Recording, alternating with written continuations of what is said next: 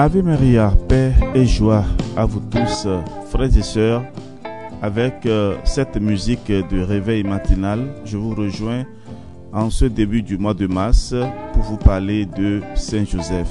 Un mois avec Saint Joseph, nous allons faire le parcours avec l'abbé Belliou pendant tout ce mois dédié à Saint Joseph. Qui est Saint Joseph? Comment pouvons-nous invoquer Saint Joseph dans nos difficultés de tous les jours et aussi dans nos joies? Comment, avec Saint Joseph, nous pouvons adresser nos prières à Dieu le Père? Eh bien, frères et sœurs bien-aimés, je voudrais déjà au début de ce mois solliciter l'attention de chacun de vous. Allons tous à Saint Joseph. Allons tous découvrir qui est Saint Joseph.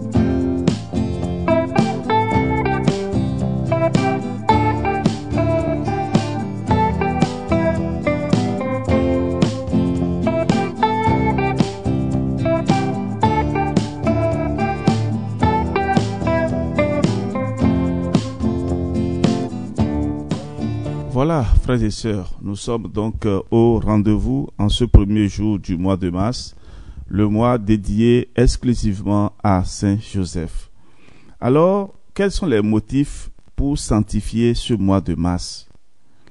La piété des fidèles ayant consacré un mois chaque année à vénérer le mystère de Jésus enfant et un autre à célébrer les grandeurs de sa divine mère, il était convenable qu'on rendit le même hommage à l'homme qui a mérité d'être l'époux de la reine des anges et le père nourricier de Jésus.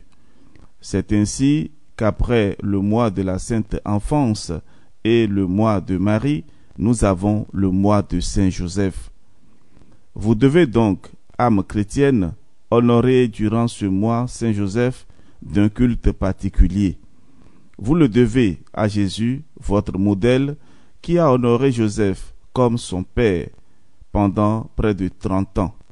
Vous le devez à Marie, votre divine mère, qui a honoré Joseph comme son époux et son gardien. Vous le devez à Joseph lui-même, qui, après Jésus et Marie, se présente à nous comme le juste, le plus accompli, le saint, le plus privilégié. Enfin, vous le devez à vous-même, âme chrétienne.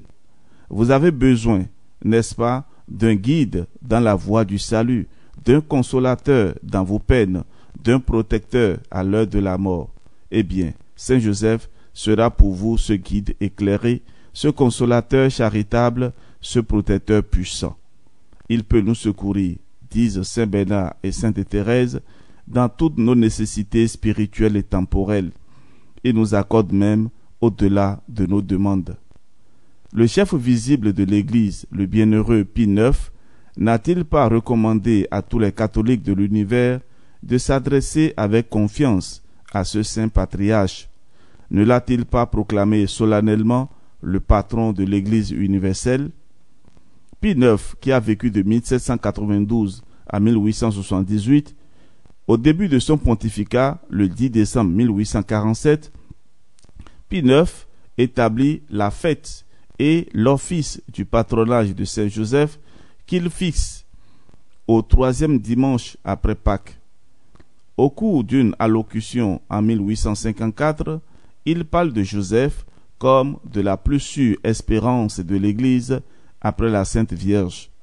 Enfin, le 8 décembre 1870, Pie IX déclare officiellement Saint Joseph, patron de l'Église universelle, et il élève la fête du 19 mars au rite double de première classe par un décret Urbi et Orbi. De même que Dieu établit le patriarche Joseph, fils de Jacob, gouverneur de toute l'Égypte, pour assurer au peuple le froment nécessaire à la vie. Ainsi, lorsque furent accomplis les temps où l'Éternel allait envoyer sur la terre son Fils unique pour racheter le monde, il choisit un autre Joseph, dont le premier était la figure. Il l'établit seigneur et prince de sa maison et de ses biens. Il commit à sa garde ses plus riches trésors.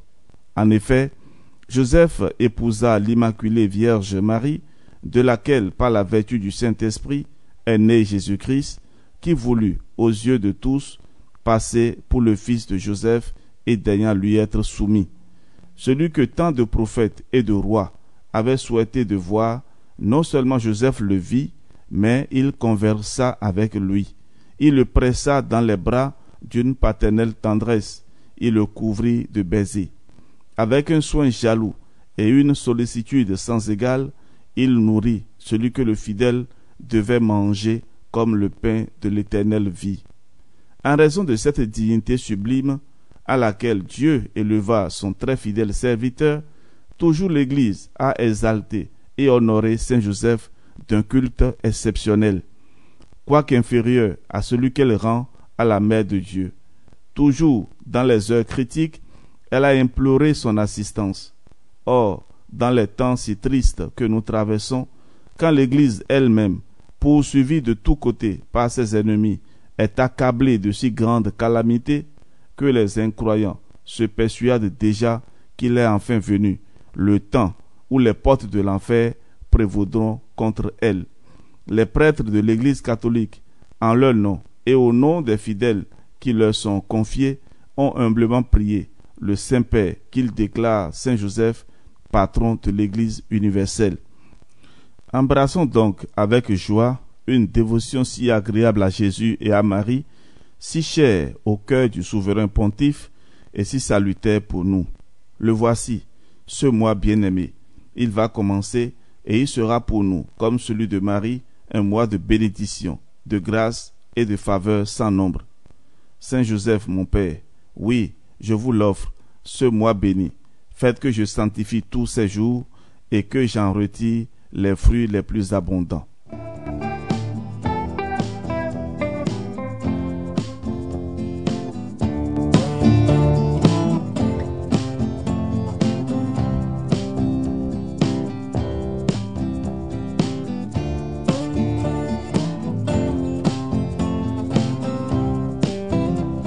Quels sont les moyens de sanctifier ce mois de mars?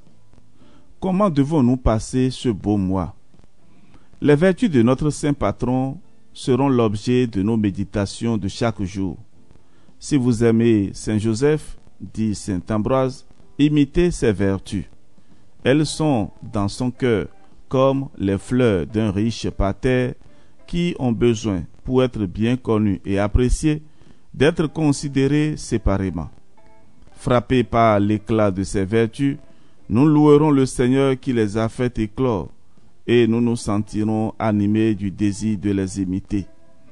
Ayons donc dans notre appartement une petite statue ou une image de Saint Joseph devant laquelle nous réciterons avec amour matin et soir la prière du chrétien. Un enfant est si heureux près de son Père. Assistons tous les jours à la Sainte Messe si c'est possible, au moins chaque mercredi, jour spécialement consacré à Saint Joseph.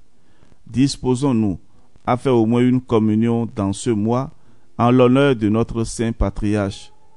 Offrons-la pour obtenir par son intercession la grâce d'une sainte mort et le soulagement des âmes du purgatoire. Telles sont nos résolutions. Disposons-les aux pieds de Saint Joseph et prions-le instamment de les agréer, de les bénir et de nous aider à les mettre en pratique.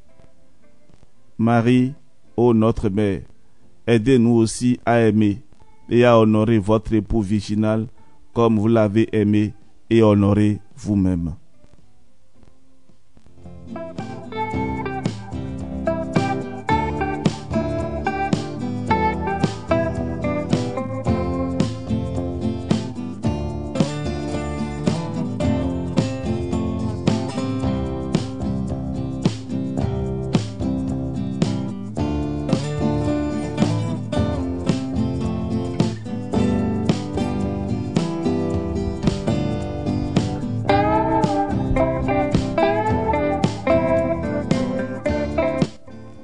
Frères et sœurs bien-aimés, après cette introduction, allons maintenant à la découverte de Saint Joseph. Qui était Saint Joseph? L'éloge de la Sainte Vierge par Saint Luc est bien court. C'est de Marie qu'est né Jésus. Celui de Saint Joseph par Saint Matthieu l'est encore davantage. 3 mots suffisent et disent tout. Joseph était juste. Par ces 3 mots, le Saint-Esprit fait l'éloge le plus complet de ce grand saint. En effet, les docteurs de l'Église affirment que cette qualité de juste signifie que Joseph était un homme accompli dans la perfection, qu'il possédait toutes les vertus dans un degré éminent, qu'il était avec Marie la première et la vivante copie de Jésus. Ainsi, il était juste envers Dieu, profondément pénétré de foi, de soumission, de confiance et d'amour envers sa divine majesté. Il était juste envers le prochain, car il pratiquait toutes les œuvres de charité spirituelle et corporelle. Enfin, il était juste envers lui-même. Il ne négligeait rien pour préserver son âme du mal et l'unir à l'être infini. C'est donc par une vie irréprochable, par la pratique de toutes les vertus, par une éminente sainteté que notre glorieux patron a mérité le titre de juste. Aussi, l'Église lui donne-t-elle la qualité de très saint qu'elle ne donne à aucun autre bienheureux. Saint François de Sales écrivait: quel saint est l'illustre Joseph! C'est à juste titre qu'il est comparé à la palme, le roi des arbres. Il semblait presque qu'il fût aussi parfait, ou qu'il eût les vertus en un si haut degré que les avait la bienheureuse Vierge. Âme chrétienne, rentrez en vous-même et adressez-vous cette importante question. Suis-je juste de la justice qui convient à mon état, à ma vocation, de cette justice que Dieu a bien droit de me demander après toutes les lumières et toutes les grâces que j'ai reçues de lui? N'y a-t-il pas quelque devoir que je néglige presque entièrement, soit envers Dieu, soit à l'égard du prochain, soit pour mon âme? Suis-je au moins dans la disposition de recourir à Saint Joseph pour obtenir la faim et la soif de cette justice qu'il a si bien pratiquée?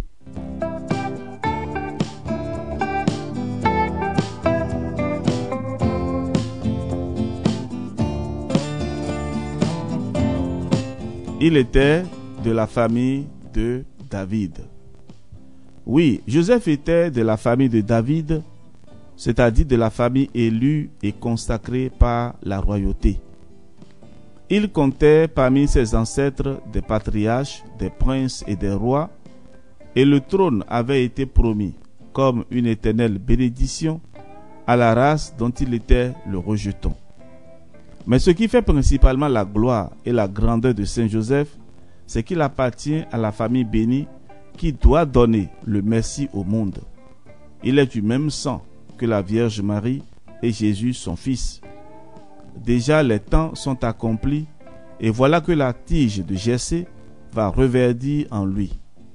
De sa race royale naîtra le désiré des nations et il en sera le Père et le protecteur. Quel honneur et quelle dignité! Et nous qui appartenons à ce royal sacerdoce inauguré par le fils adoptif de Joseph, nous qui avons vu aussi refleurir en nos mains le sceptre de nos pères, c'est-à-dire Jésus-Christ, en comprenons-nous la sublime élévation? Les sacrements et surtout l'Eucharistie nous identifient avec le doux Sauveur. En profitons-nous? Âme chrétienne, reconnaissez votre dignité et examinez sérieusement si vous correspondez, par la sainteté de votre vie, à la sublimité de votre vocation. Saint Joseph, obtenez-nous la grâce de profiter des bénédictions dont vous fûtes comblés et auxquelles nous participons comme chrétiens.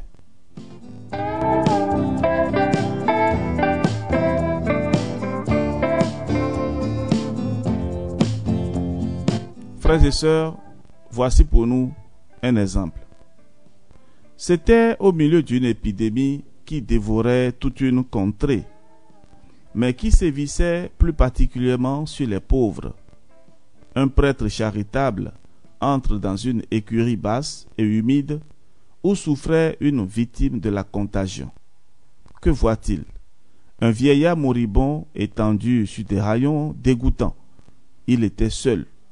Une botte de foin lui servait de lit. Pas un meuble, pas une chaise. Il avait tout vendu les premiers jours de sa maladie pour se procurer quelques gouttes de bouillon. Au mur noir et dépouillé pendait une bâche et 2 scies. C'était là toute sa fortune avec ses 2 bras, quand il pouvait les mouvoir. Mais alors, il n'avait pas la force de les soulever. « Prenez courage, mon ami, lui dit le confesseur. C'est une grande grâce que le Seigneur vous fait aujourd'hui. Vous allez bientôt sortir de ce monde où vous n'avez que des peines. » « Que des peines ?» reprit le moribond d'une voix éteinte. « Vous vous trompez. J'ai pris Saint Joseph pour mon patron et mon modèle, et comme lui, je ne me suis jamais plaint de mon sort. Je n'ai connu ni la haine ni l'envie. Mon sommeil était tranquille. Je me fatiguais le jour, mais je me reposais la nuit. Les outils que vous voyez me procuraient du pain que je mangeais avec délice. J'étais pauvre, à la vérité, mais Saint Joseph l'était autant que moi, et je me suis assez bien porté jusqu'à ce jour.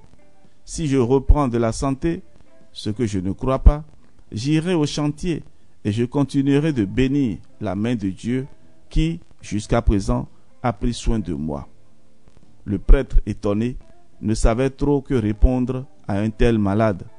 Il se remit cependant et lui dit : « Mon ami, puisque la vie ne vous a pas été fâcheuse, vous ne devez pas moins vous résoudre à la quitter, car il faut se soumettre à la volonté de Dieu. »« J'ai su vivre, reprit le moribond d'une voix ferme, je saurai mourir.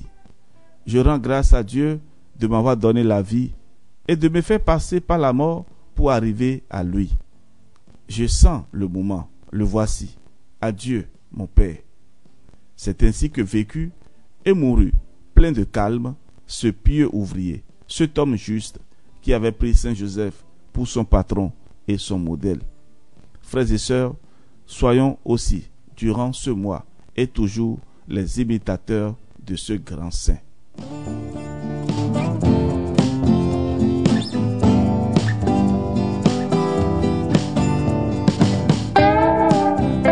Ensemble, prions.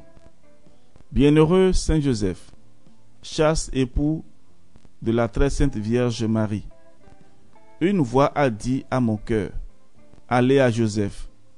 Et depuis ce moment, c'est pour moi un bonheur de vous aimer et de vous servir. Attiré par votre bonté paternelle, je me prosterne à vos pieds pour vous offrir les prémices de ce mois béni. Je redoublerai de zèle et de dévouement. Ah, je voudrais avoir pour vous la dévotion de Sainte Thérèse, et je prie instamment cette grande sainte de vous présenter tous les jours mes hommages durant ce mois de bénédiction. Amen.